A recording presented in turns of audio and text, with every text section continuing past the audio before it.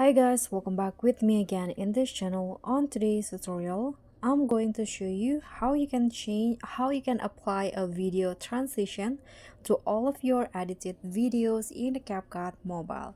So in here I have 4 videos on my projects and I want to apply the same transition to all of the video.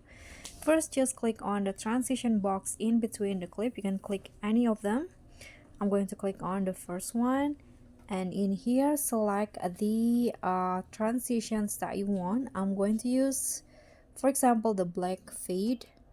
Adjust the line of the transition, and to apply it to all of the video, click on the apply to all. Now it will be applied to all clips. Click on a check icon, and that's it. So thank you so much for watching. Don't forget to like, comment, and subscribe. Also click on the thanks. Bye.